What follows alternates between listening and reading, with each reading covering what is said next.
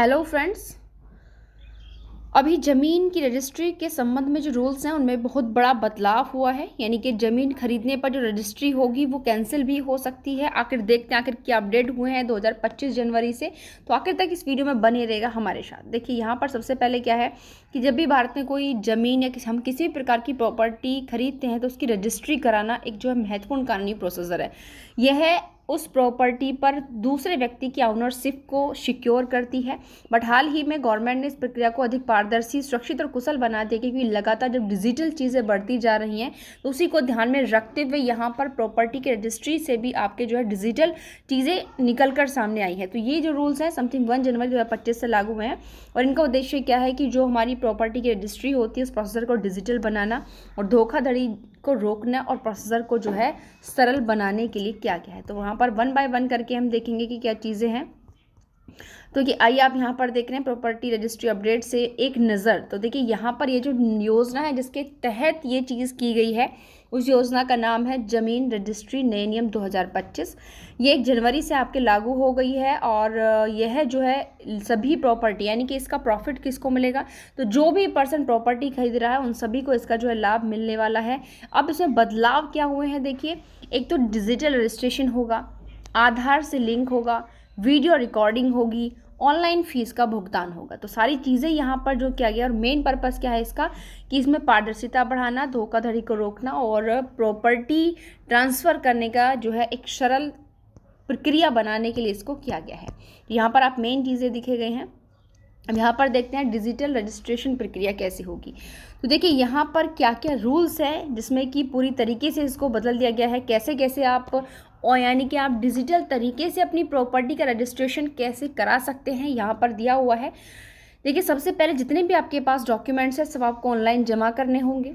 Registrar office जाने की ज़रूरत खत्म हो जाए, क्योंकि जब भाई रजिस्ट्रार ऑफिस आप कब जाएंगे, जब ऑफलाइन करेंगे। यदि चीज़ें आपका डिजिटल हो गई हैं तो आपको जो अपने डॉक्यूमेंट्स हैं वो ऑनलाइन जमा करने होंगे, ठीक है।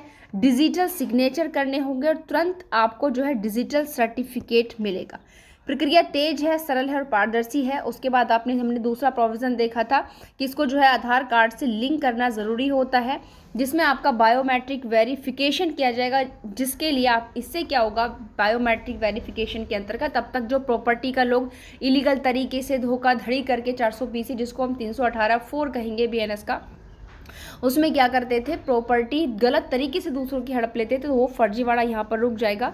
संपत्ति का रिकॉर्ड जो है वो आधार से जुड़ेगा और बेनामी संपत्ति की भी ट्रैकिंग करना आसान हो जाएगा, मतलब ऐसी प्रॉपर्टी जो किसी के भी नाम नहीं है।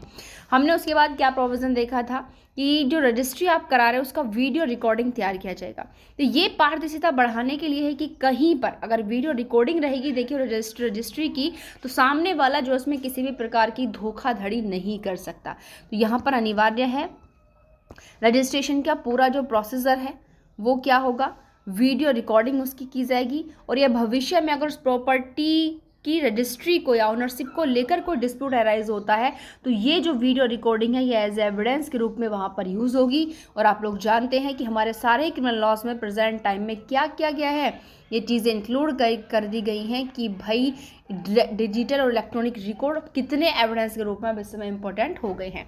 नेक्स्ट है यहाँ पर ऑनलाइन फीस का भुगतान भी किया जाएगा और उसका मेनली रिकॉर्ड भी रहेगा, जिससे आप जो है वहाँ पर हेरफेर नहीं कर सकते। डिजिटल पेमेंट गेटवे के माध्यम से फीस भुगतान होगा, नगद लेन देन में कमी से भ्रष्टाचार जो है कम होने वाला है।